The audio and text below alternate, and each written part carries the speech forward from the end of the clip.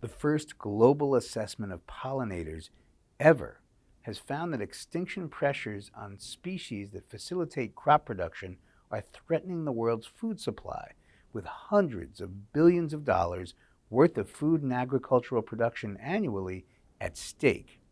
What is contributing to the extinction of pollinators? We face a crisis today with bees and monarch butterflies being depleted, and there's a lot of argument about what's causing this.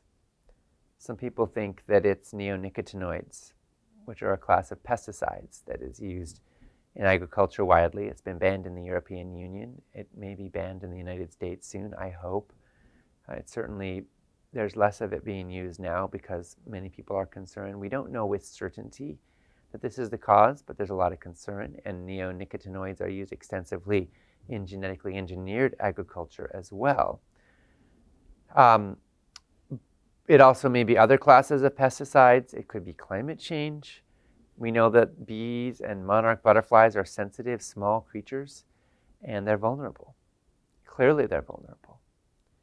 And it is imperative that we figure out why, because if we destroy pollination, we will devastate our agricultural productivity in a very short period of time. And we're already on the verge of suffering massive losses because we can't lose many more bees or many more butterflies before literally crops go unfertilized, unpollinated.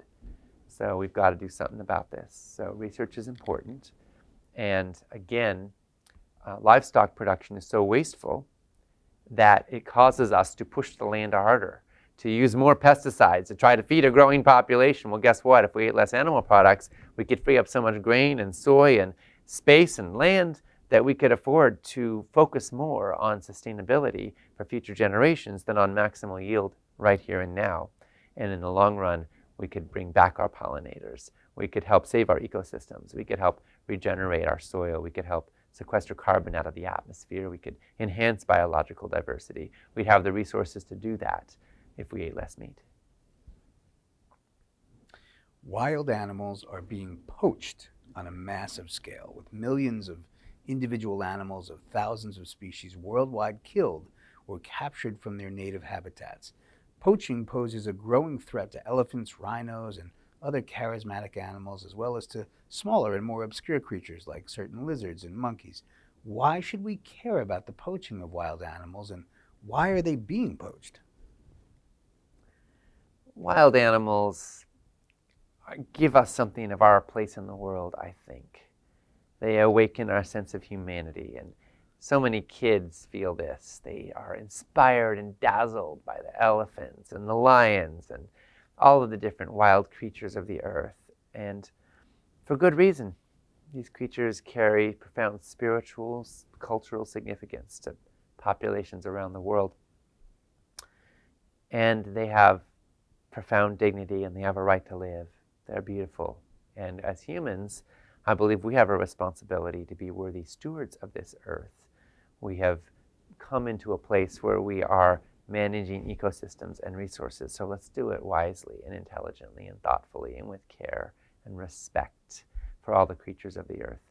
Poaching takes place when desperately poor people are trying to feed their families, they're trying to survive, and it's not like they want to go out. I mean, sure, some people may have fun killing lions or rhinos or stealing the tusks off of elephants, but the truth is that they're doing it often even at legal risk to themselves because they're trying to feed their families, and there's a lot of money to be made from it.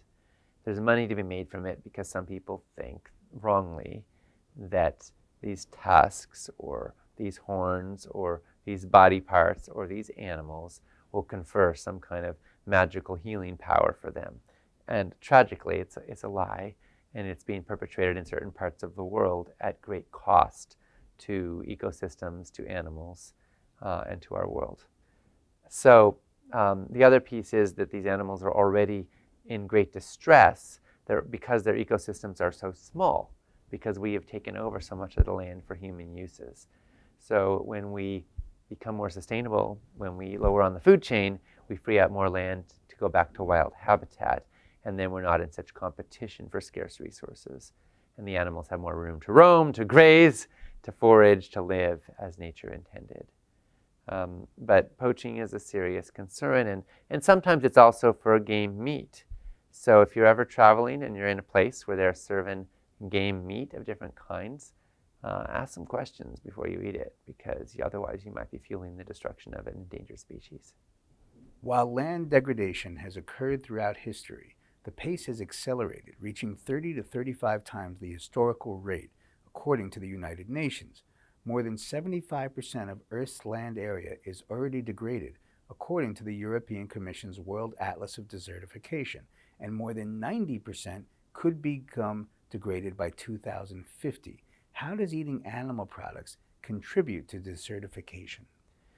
Desertification is a massive concern in the world right now.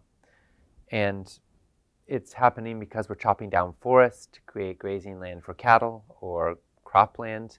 It's happening because we're depleting our aquifers as we're using up eons of stored water underground and pulling it above ground, again, to create cropland that we can irrigate, and much of that is going to livestock.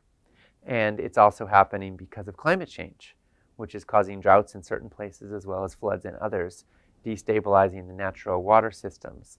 And there too, when it creates droughts, then it creates deserts. And deserts become their own ecosystem. The Sahara Desert is continuously expanding because it's created its own, we can't really call it a microclimate anymore. It's a megaclimate. It's several times the size of the United States now. And it continues to expand and expand and expand. I think it's about 6% of the Earth's landmass right now is the Sahara Desert. And so deserts are growing around the world, creating their own sort of perpetual growth machines, if you will, by creating an ecosystem of arid, dry land and dry weather patterns. And then it spreads, and climate change is only going to make this faster and more intense.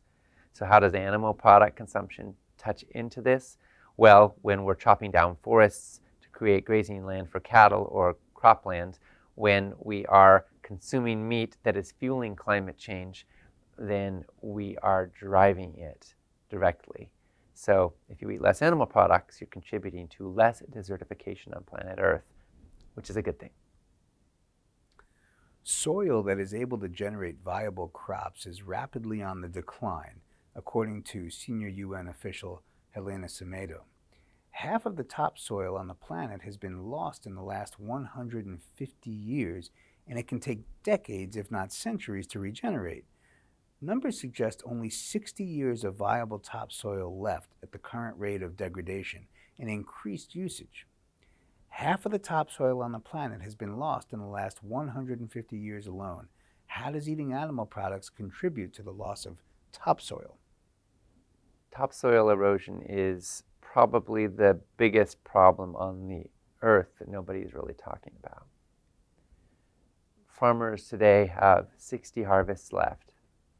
Some more, some less, but that's the average. If you go from 6 feet of topsoil to 1 foot of topsoil, you can still grow food. If you go from 1 foot to 0, you cannot. And it's all going down. We are eroding our topsoil rapidly. So how does meat consumption and animal product consumption contribute to this? Well, most of our livestock are eating grain and soy, and that's coming from land that is being farmed unsustainably. In order to produce 12 pounds of grain or soy for 1 pound of feedlot beef, we've got to waste a lot, right? And a lot of that waste is fueling strain on the land to produce enough calories so that we can waste it in our livestock system. That strain on the land means that we're unsustainable.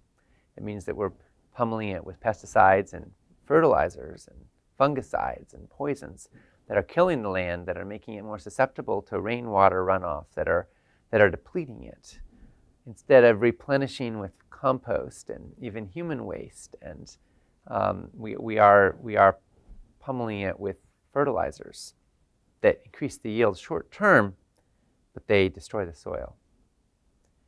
We want healthy soil with worms and bugs and all kinds of little critters and bacteria teeming with life.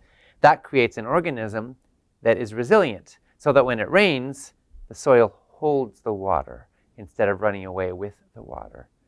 But what we've got is a fundamentally dead soil system, which then erodes rapidly. And most of the agricultural productivity that we're wasting through livestock could be saved if we ate lower on the food chain.